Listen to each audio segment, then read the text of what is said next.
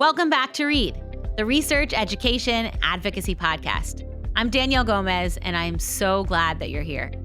Read connects you with leading researchers, educators, and thought leaders on topics that matter most in education and child development. Read is produced by the Windward Institute. This fall, we are diving into a special 5-part series, What We Can All Learn About Reading Together. In episode 1, we learned about the reading brain and overall literacy and language development. In episode 2, we explored how and why some children may struggle learning to read. Now, in this episode, we are diving into universal screening for identifying risks of reading difficulties. Universal screening, broadly speaking, is a process of assessing all students on academic, social, emotional, behavioral, mental health indicators to identify those at risk or in need of additional support. So we are going to dive into screening for foundational literacy skills. Research on universal screening shows that it is a proactive approach to understanding a child's reading profile and identifying and providing support for risks that could later be problematic as children develop. In this first clip, I speak with my longtime friend, mentor, colleague, former executive director, Dr. Jay Russell, an education leader with decades of experience in education research, literacy, systems change, policy. You may know him as the former head of school at the Windward School and the former executive director of the Windward Institute. He now serves as the associate director of the Haskins Global Literacy Hub. Dr. Russell discusses the overall benefits of universal screening within this preventative healthcare model. Let's listen in. Dr. Russell, welcome back to the Read podcast. Thank you, Danielle. Thank you for that lovely introduction. So thank you for being here. And, you have decades of experience in literacy and systems change. And I know that universal screening is a topic of personal expertise and interest for you. So I think I want to just start with this question. What is universal reading screening? Well, that's a great question because I think that's part of the issue that surrounds screening is what exactly do we mean by universal screening? And I think a uniform definition is yet to be established, but in general, people look at universal screening as a way of determining have kids mastered what they need in terms of fundamental skills in reading so that they can move on to the next step in their reading journey, no matter where they are, whether it's a first grader going into second going into third. And the need for this is really quite it's been demonstrated over and over and over again. There was a tendency years, not so long ago, for schools to tell parents and other educators that you had to wait until third grade to determine whether a child needed intervention for reading. And that wasn't true then, and it's not true now. The good news is that universal screening is beginning as early as kindergarten, in preschool, from preschool into kindergarten, where they look at phonemic awareness skills in particular as a foundational skill for reading acquisition. And then they move on from that and develop more enriched screeners, which would look at phonemic awareness and move into phonics and sound symbol correlation. And a good example of that, of a quick and easy screening, is the Dibble screener, which allows teachers to make some important judgments about kids that need to be watched, or the term that is often used is flagged for observation, and to see if, in fact, they qualify for a more in-depth, not screening, but evaluation. Screening can be done by a trained classroom teacher, a special educator, but the evaluations, and this is an important distinction, the evaluations themselves need to be done by psychologists or even a psychiatrist, but someone who has specific training in evaluation for for conditions like dyslexia. But that takes another level of expertise. But the screening can be done easily, quickly, and cheaply, and can give you significant information about kids and to watch their progression through the developmental skills. Thank you for that explanation. And I appreciate what you said in terms of we used to, or maybe we still do, wait until third grade when a child has already failed to learn to read, whereas screening can be done much earlier in a child's educational career. And so, in thinking about that, I know that you have written about reading screening as a form of, or as supporting this overall preventative healthcare model of literacy and education. And so, what are the benefits of universal screening for reading difficulties, through the lens of academics, social emotional wellness, and overall life outcomes? All of those are really impacted greatly by reading difficulties and the failure of children to acquire reading skills in a normal, so-called normal developmental pattern. So there is an emotional component for sure. There's an academic component, and the lifelong effects of it have been well documented. Just let me interject here, because the screening is a critical step, but it is only the first step. Screening without intervention really isn't that meaningful. So they have to go hand in glove as a matched pair. And the screening will identify children who need to be watched and may need extra help. Not special education necessarily, just extra help in terms of acquiring reading skills, those foundational reading skills. And that extra help has to be interventions that are evidence-based. It can't be more of the same type of failed reading program that created the deficit in the first place in so many cases. So I want to emphasize that it's not just screening, it's screening plus intervention, and intervention that is based on evidence-based practices. Now, back to the academics, that's obvious. If you can't read, there's an old adage about learning to read and then reading to learn. And that is still absolutely true. So children who don't read don't develop a rich vocabulary. They have problems, especially beginning when the material that they're reading becomes more dense. And their comprehension skills are compromised because they haven't acquired those fundamental reading skills. So that lack of ability to comprehend material, whether it's fiction or nonfiction or textbooks, really does interfere with their overall learning. And that deficit in their reading skills also impacts them socially and emotionally. Those children know that they're not reading as their peers are reading.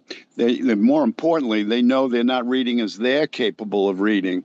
And unfortunately, though, they frequently blame themselves, and they have more social and emotional issues, particularly around the areas of in self-confidence and peer relations. There's a lot of studies and research that have been done, research projects that have been done, and linking failure in terms of reading acquisition and failure in school to increase probabilities of drug use, alcohol abuse, juvenile delinquency. It goes on, and not attaining high school diploma or meaningful career opportunities later on in life. So the investment in early universal screening and evidence-based intervention is just that. It's an investment. It's not an expenditure.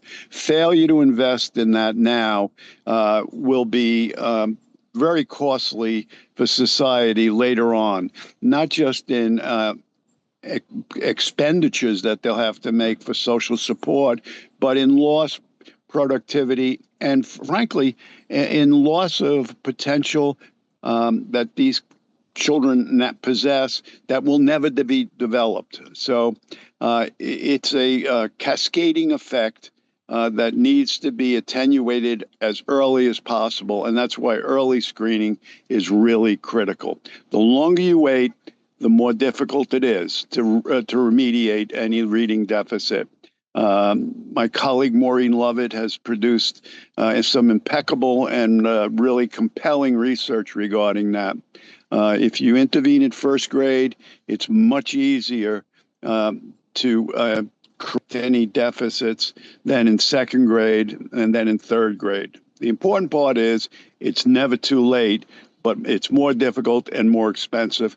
And of course, if you don't intervene at all, the consequences can be quite devastating. Dr. Russell, thank you so much for outlining all of these pieces related to universal reading screening and for being on the Read podcast. My pleasure. Thank you for having me. Okay, key bookmarks. Now that you understand the background of universal screening and its benefits, let's look into an actual screener, what that looks like, and how it assesses risks for reading disabilities like dyslexia. I spoke with Dr. Marilu Gorno-Tempini, the co-founder and director of the University of California, San Francisco Dyslexia Center, so UCSF, and the director of the Language Neurobiology Lab at UCSF Memory and Aging Center. Dr. Gorno-Tempini is leading the state-funded Multitudes Universal Screening Project in California. Let's listen in. So I am here with Dr. Marilu Gorno-Tempini, who is the co-founder and director of the University of California, San Francisco, UCSF, Dyslexia Center. She's the director of the Language Neurobiology Lab at UCSF's Memory and Aging Center, and she is leading the state-funded Multitudes Universal Screening Project in California. Dr. Gorno-Tempini, welcome to the Read podcast. Thank you so much for having me. Thank you for being here. And this question is so important. Let me just start with that many states are going to or continuing to implement requirements for universal literacy screening.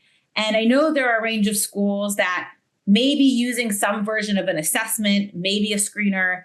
And truthfully, there are a range of teachers, families, policymakers, school leaders, insert stakeholder that works with children who are wondering more about assessments and particularly universal literacy screenings.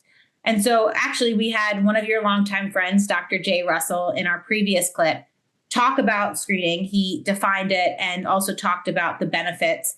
And so my question for you, and I know you lead the Multitudes Screening Project, but I think more broadly, what are the characteristics of an effective literacy screener? Yes, thank you. What a complicated questions as one goes like me from being a small neuroscience-based kind of cohort study researcher and clinicians that used to study in very detail and assess in very detail a small group of individuals. I mean, small meaning 100 or 500 individuals that have a precise diagnosis of a learning difference or learning disability, to thinking population-wise. And how do we really translate all the science that we've done in the past decades, and we've made huge stride, into something that is usable in an everyday busy classroom? Because here we're talking about a universal screener. So we're not talking about children whose parents or teachers or educators are worried about. We're talking about every single child. And in the case of California, in a huge state that is very diverse, from very rural, isolated to super urban. So a huge variety of cultural, linguistic environments. More than 40% of children in California speak another language at home. About 20% of them are identified as English learners by a very detailed official test in the schools.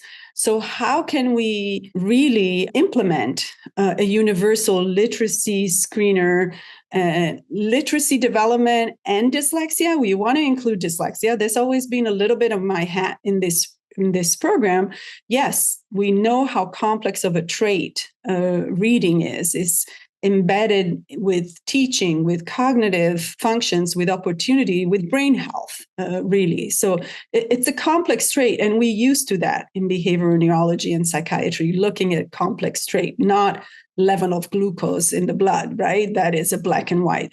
So how do we take all of this into account? And let's not forget teacher training level, school attendance for kids who are in very unprivileged situations. So a huge amount of variability and complexity, and that we need to take into account and do our best. If we wait to have a perfect tool and the perfect situation, we'll never do it. This is the time to do it. But with being very aware that we're not diagnosing, we are screening with the intent of doing early intervention and early help. So the characteristics then, we started in our project, with many, many different tasks in different languages, Spanish and English. And we've done a very detailed longitudinal study, because that's also another aspect that I think educators and parents and clinicians, whoever is assessing and screening these kids, need to keep in mind when they use a tool. We're not assessing a level of functioning at this moment. We're assessing a level of functioning at this moment to try to predict what will happen, right? A year, 2 years, 3 years down the line. And so when you read the descriptions of the tools that you're using, you really need to make sure that that's what you're looking at. You're looking at a probability of what will happen in the future and what sensitivity and specificity you have in that prediction. So you want to, in screening in general, you want to have a broad catch. You don't want to miss anybody. So if we think about the other health screening, and I really think of this as a brain health and brain development screening. So in other health related screening that we have, the important thing is in the screening is that we don't miss individuals. But we also want to be sensitive. So it's a little bit of a less of a priority in the screener, but in the context of a complex cultural trait like literacy and dyslexia, we also want to make sure we're sensitive enough in the sense that we don't want to over-identify. So a big roadblock for California to adopt a law, which now has happened. We have a bill and a law that is being signed for mandated screening in K first and second. The resistance to it was that there has been a tradition of discrimination for not native English speakers to be classified as having a disability because their oral language development in English might have not been enough yet to be fairly screened. So, we don't want to have a huge amount of false positives because there is this risk of stigma. Although we say over and over again that we're not diagnosing, we're just trying to capture difficulties and strengths early to better intervene. So we want to have a balance between sensitivity and specificity that takes into consideration all of this, but is also really based in science. So what we did is we created all these psychometrically valid and linguistically informed and culturally informed tasks. And then we tested kids multiple times, and we really found the combination of tasks that is more predicting of future literacy development. So I think that's a very important aspect to remember, maybe for non-expert in psychometrics and cognitive science or clinical sciences to keep in mind. They're cross-sessional, let's say, assessments of how children are doing now, which are very important, and you can monitor functions that way. And then there are screeners who are actually predictive of future development. So I hope that is helpful. And happy to talk more about specific points that you think might be useful for our audience. Yeah, that's really helpful. And I think I love how you talked about it as a brain health screening. And I think for knowledgeable caregivers, adults, educators, leaders, they should know, the things that are being considered for a screener. I think just my last question for you is, is, maybe drawing on multitudes or others, like what are just some examples of skills that a screener would assess in this time?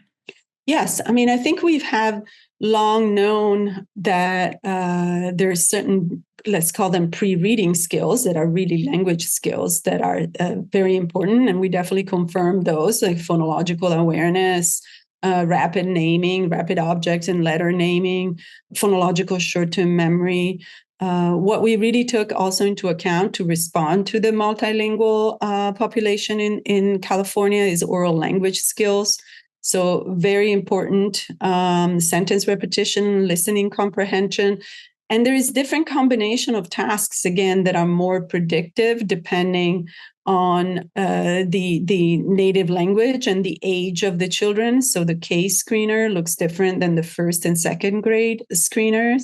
Different languages have different, what we call typological characteristics.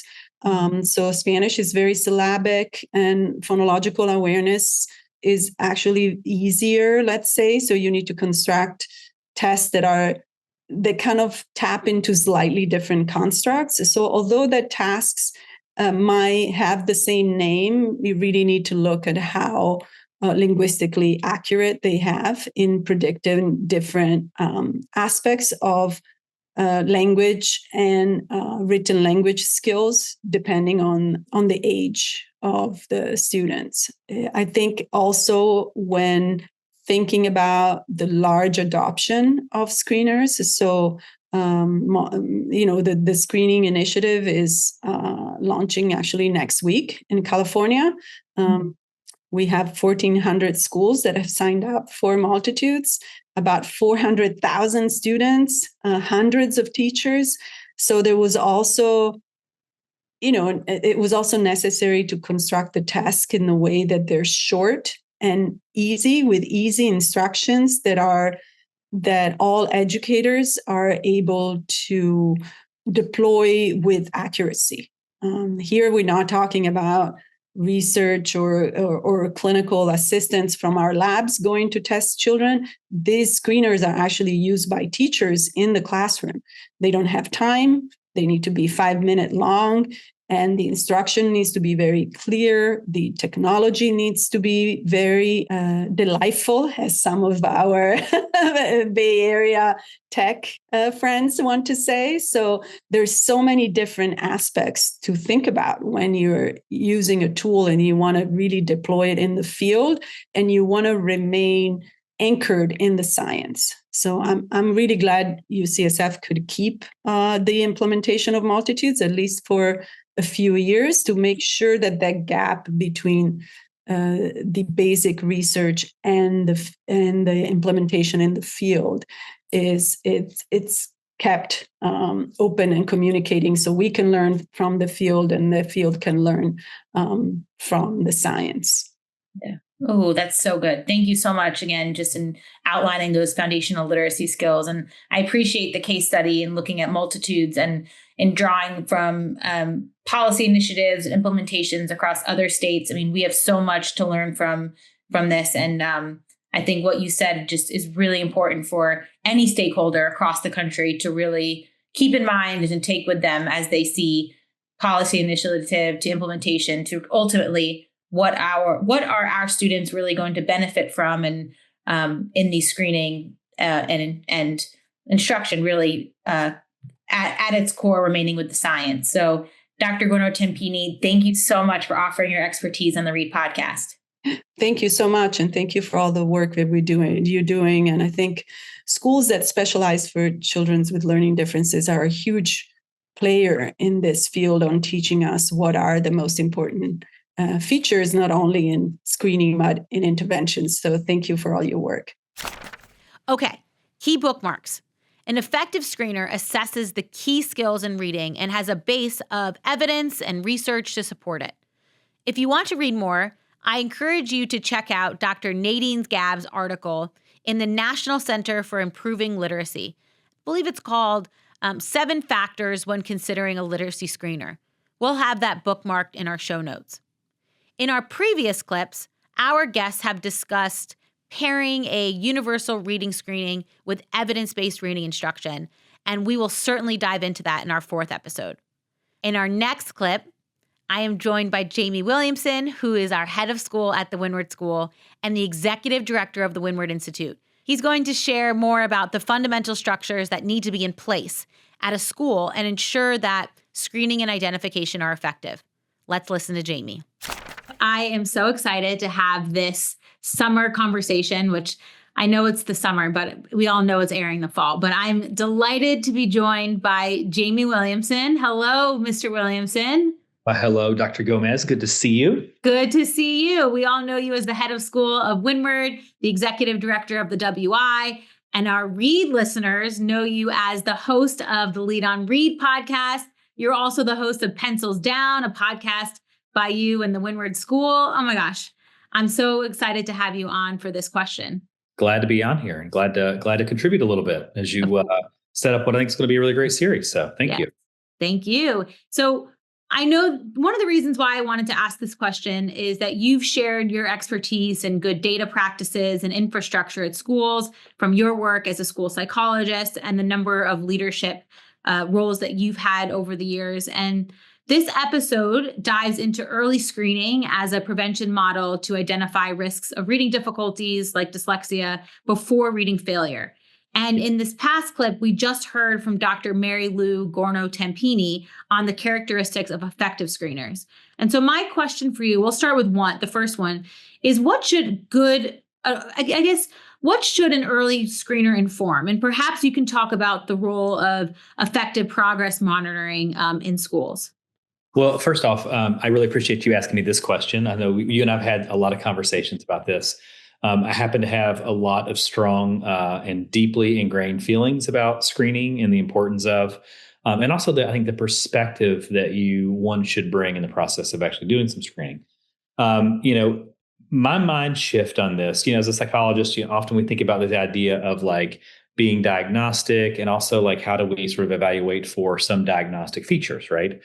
And I think sometimes in screening, I think for folks to kind of let go of that a little bit and actually think about it from more of a public health perspective, and what I mean by that is, you're not actually looking to, at that moment, to diagnose anything, right? What you're trying to do is do a wide sort of, casting a wide net, and then working to kind of see who kind of hits some levels of criteria or who is at risk for actually having some difficulties later. So that I think about it as really as identifying at risk, not diagnosing somebody with a learning disability or what have you. So I think for me, that sort of perspective is so important. So if we're talking about some early reading markers, looking at phonemic awareness, looking at the ability to kind of do some phonics segmentation or reading fluency, those are really good markers of at risk for developing some language-based learning disabilities later on. And so I think having that mindset, when we think about how important it is, to really do that screening work and have a screener that actually makes the right kind of error, because there's error in every measurement, right? No matter what we do, and with a screener or with any kind of instrument, there's some layer of error in that measurement. And when we think about the two types of errors one could make, one would be, I gave you a screener, you had the thing, and the screener said you didn't have the thing, right? For me, that's the worst kind of error because you had somebody who had a need and I didn't identify it. And then it was the other of I identified you as being at risk, and actually turns out you're okay, And so those are for me the more important errors to be making, and recognize that you want to cast a slightly wider net at times. And so I do think that the idea of looking at it from that risk perspective is just a really important sort of mental shift for me as you're coming to the work. But I also think that we cannot stop at just screen. Because I do think that in order to actually have a screening process be really effective, you have to make the right kind of error and identify the right pool of children you need to be looking at. And then you actually have to have some intervention services set up for those different levels, and have that be a flexible kind of grouping process where you're actually on a regular sort of time interval, whether it be 4 weeks, 6 weeks, 8 weeks, 10 weeks, whatever it happens to be, readjusting those and checking. Because if you are somebody who have identified as at risk and you just need a little bit of a little push of instruction to get you back into the normal range or the typical range, then, you're in there 4 to 6, 8 weeks because I'm checking on you regularly. So that's a one where I identified, we got you really quickly back on target. You actually weren't somebody we were really concerned about to begin with, but now I know for sure, right? Yeah. Versus some kids who come into that intervention process after being screened and really need some ongoing targeted intervention, and having some good progress monitoring tools to look at your fluency rates of intervention or change in phoneme segmentation. I do love a good fluency-based measurement when it comes to some early screening like this and at-risk identification. I think it's quick. I think it's painless for a kid, fairly painless for a kid. And I think that the data actually often makes sense to teachers. Think about oral reading fluency or the ability to identify initial or ending sounds, or even letter sound correspondence, right? Sometimes we're even early on, like letter identification. So those are some things that I've always kind of come back to in my work with screening. But I think the importance of having some ongoing check-in on kids that shows you comparison to that baseline at-risk assessment, and see how kids are progressing along, and then moving kids out as you don't need to be working with them again. So you really are always tightening up that group that you're actually working with in order to provide the most targeted and effective intervention for kids. Yeah, that's great. I love you conceptualize it that way. And even just at the end, speaking to this importance of progress monitoring, this regular check-in, what structure should be in place at a school to make sure that this is effective? So, let's pick on a grade level here. Let's say you've got a first grade in a building. You got like, say, 4 to 6 homerooms of first grade, which a lot of public elementaries and schools will have. Yeah. Screening everybody, because in that mix, you may have some kids who present really well in space because they're really good at hiding. And so screening everybody, taking that data, taking your lowest quartile within that, and then taking and putting that lowest quartile with your most skilled educator. Mm-hmm. And often, the hope here is that most skilled educator in teaching kids how to read is your special education teacher or someone who is a literacy specialist in that space.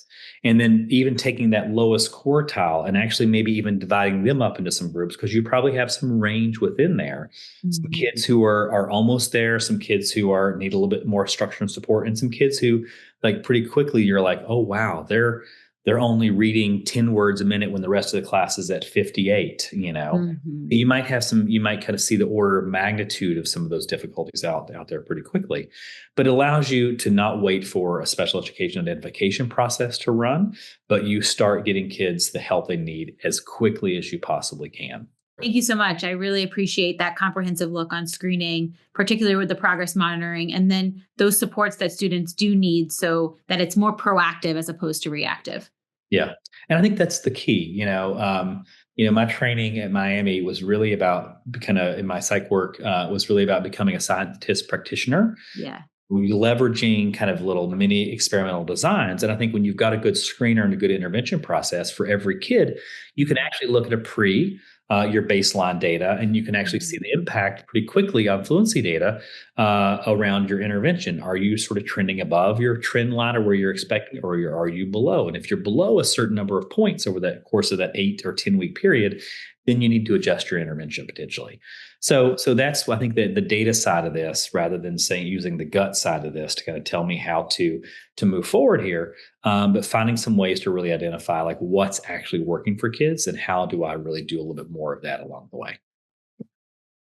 Mr. Williamson, Jamie Williamson, thank you for being on the Read podcast. Absolutely. It's great to see you. Great to see you.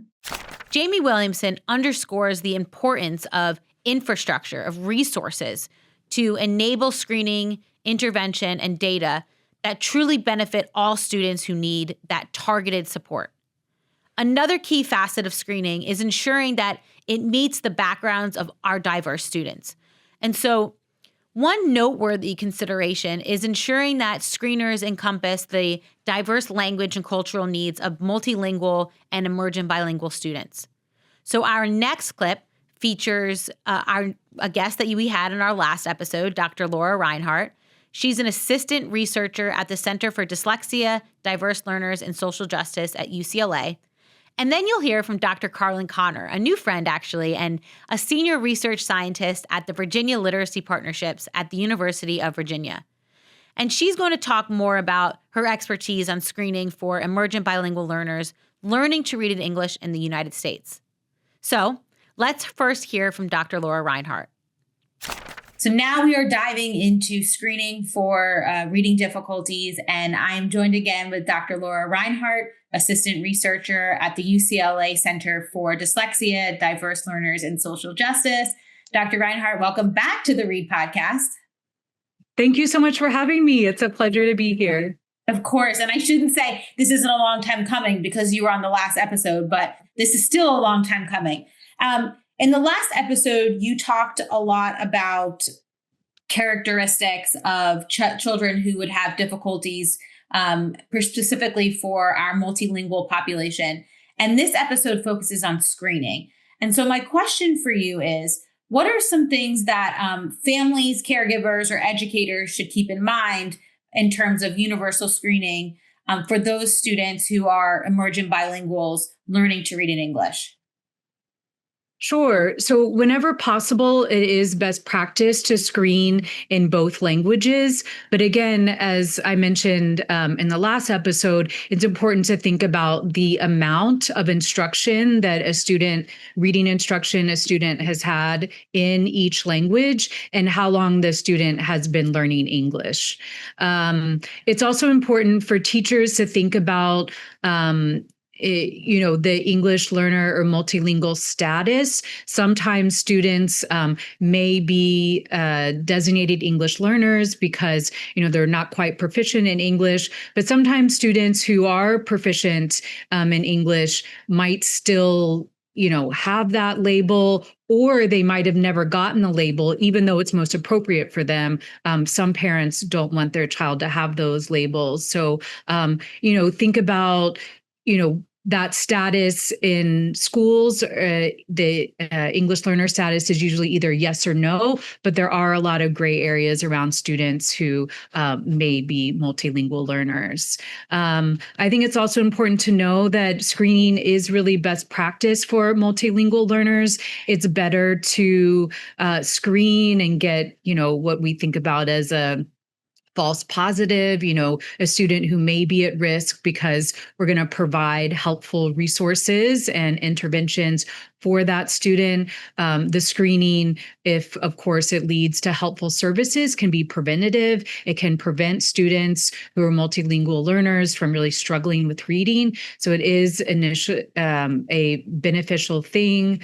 A lot of time educators are worried about over-identifying students, but it's important to note that screening is not about labeling a student. It doesn't lead to a special education label. It may eventually, but the screening in itself does not. And so it's important to have as many students participate in screening as possible, even if they are designated multilingual learners. Very interesting. Thank you so much, Dr. Rhinehart, for offering your insights with us today.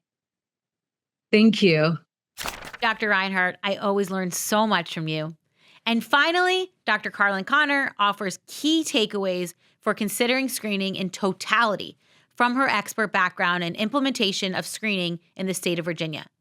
Now, as you listen to this final clip, I encourage you to draw connections to your own state, right? You might be listening from across the United States. Maybe you're curious about listening to the world. I know we are in 6 continents, right?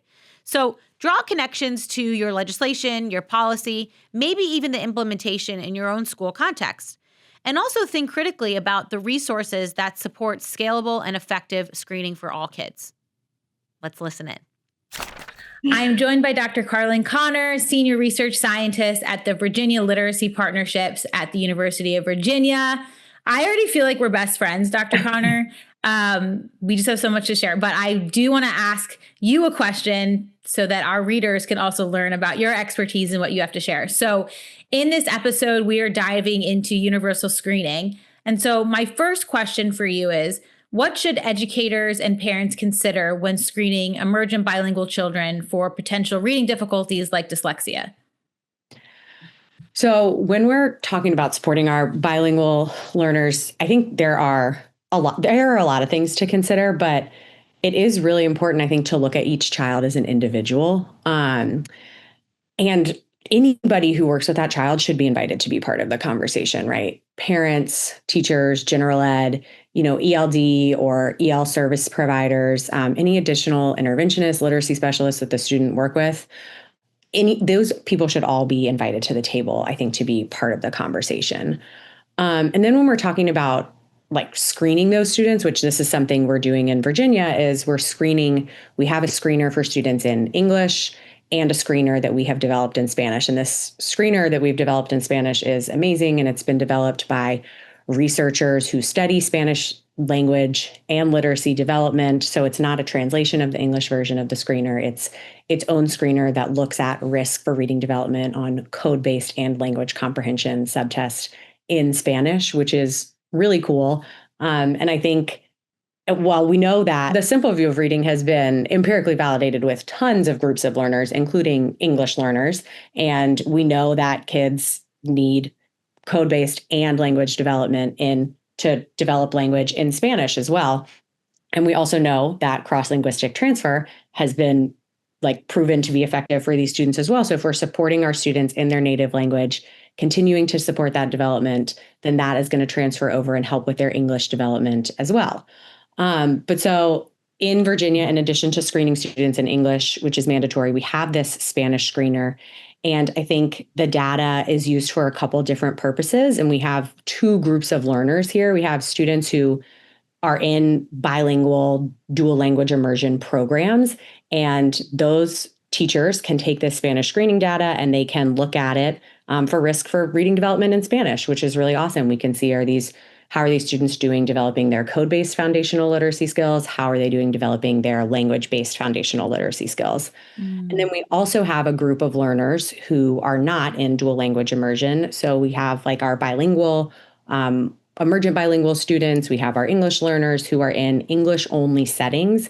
And those teachers are using the Spanish screener to get more information about their students' Spanish abilities to really get the whole picture, holistically what is happening for these students on code-based skills in English and Spanish, language comprehension, foundational skills in English and Spanish. We talk a lot about looking at all of the data and looking for patterns of strengths and weaknesses, but sometimes what does that really mean, right? And I think we're not just looking at one-to-one correspondence, can they decode in Spanish and can they decode in English? We want to look at all of this information.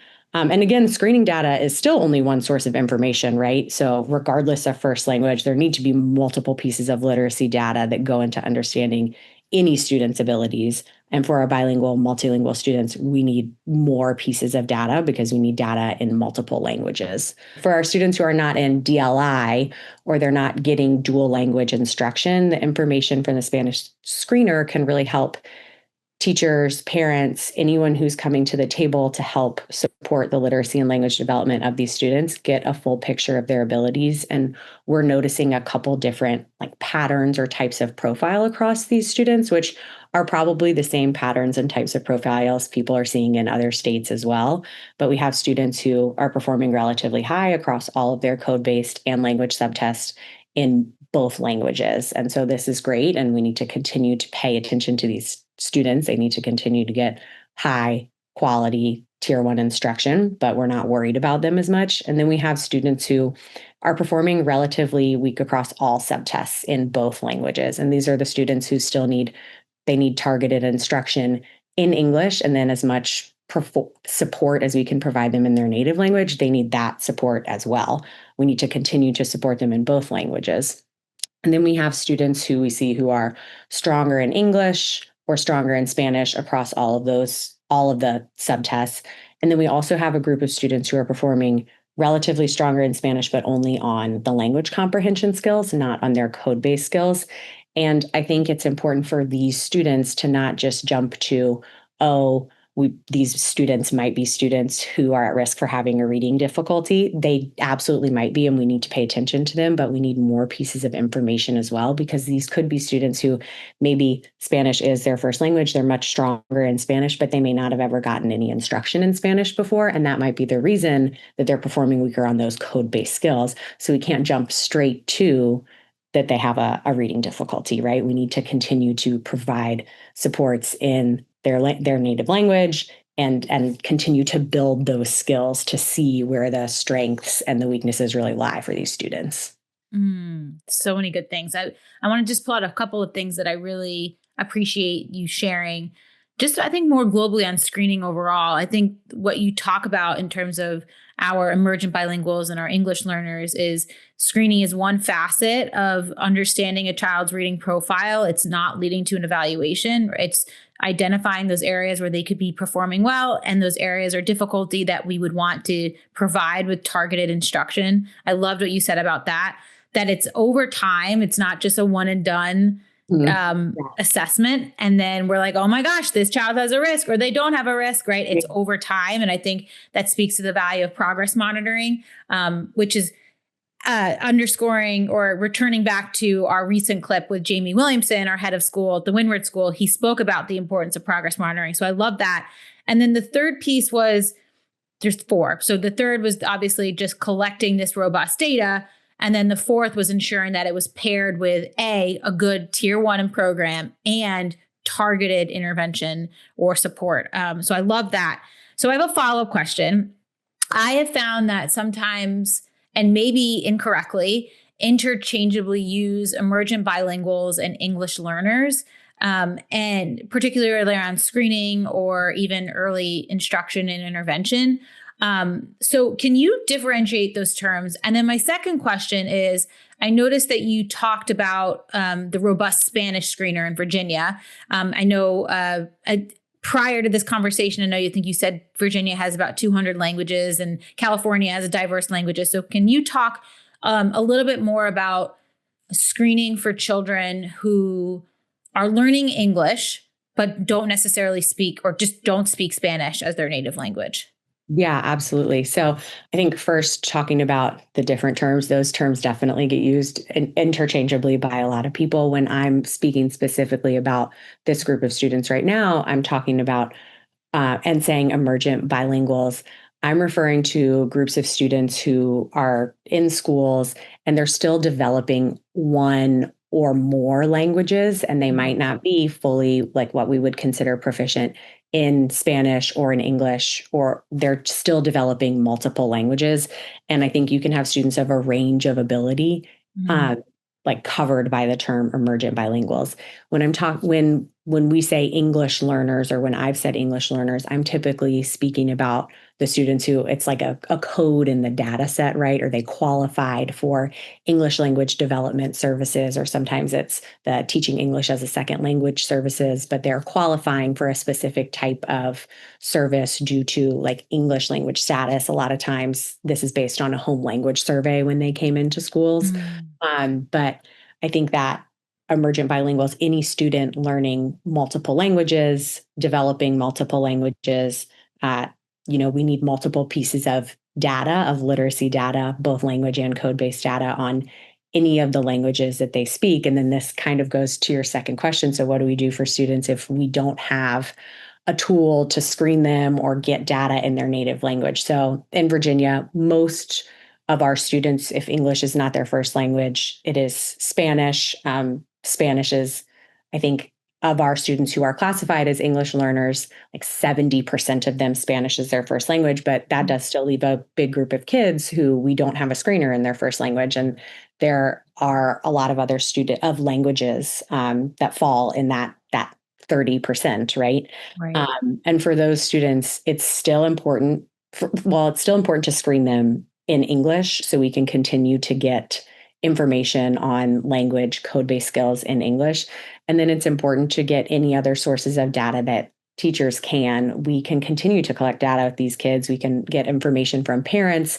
There might be somebody else, nearby who does speak the language of the student. I heard somebody at SSSR talk about military bases sometimes have people of but sometimes that's just not attainable, right? To like go out to a military base and get a translator, but that is somewhere people can reach out. But I think any source of data that you can get on the student's first language, and a lot of times this will help brings parents to the table to try to get information from them as well. But it's important to just continue to collect as much data as we can on those students. And there are still a lot of principles that students are exposed to. ELD teachers or English language development teachers. Those teachers know a lot about cross-linguistic transfer, and they'll have a lot of strategies to help build up the native language of those students. And a lot of those principles, most of those principles apply no matter what your first language is. Yeah, I love that. And I think too, you talk about having this robust data, continuing to do the screening for all children so that you have that data for them for your entire class, right? Absolutely. Using the English screener. Yeah, absolutely. Great. We don't want to leave students out of screening. Yeah, I love that. Thank you so much. This rounds out episode 3 of our special series of the Read podcast, What We Can All Learn About Reading Together. We explored the benefits of early reading screening with our experts, Dr. Jay Russell, Dr. Marilu Gorno-Tempini, Jamie Williamson, Dr. Carlin Conner, and Dr. Laura Rhinehart. Remember, and this is key for next episode, that screening is a key step in ensuring that all students access the right to literacy. In the next episode, we dive into the science of teaching reading, implications for interventions when children continue to struggle, and the important school structures that facilitate effective, high-quality literacy instruction. I encourage you to stay engaged by subscribing to the Read podcast on YouTube or wherever you get your podcasts, and sharing these episodes with friends and colleagues. You can also like or follow Windward's social media pages to find out more about upcoming speakers, topics, episodes, and events. Our team at the Windward Institute continuously strives to connect you and learn from inspiring leaders and advocates in research and education. If you have any thoughts, questions, ideas of topics and speakers, or just want to say hello, feel free to reach out via email at wi@thewindwardschool.org. Until next time, readers.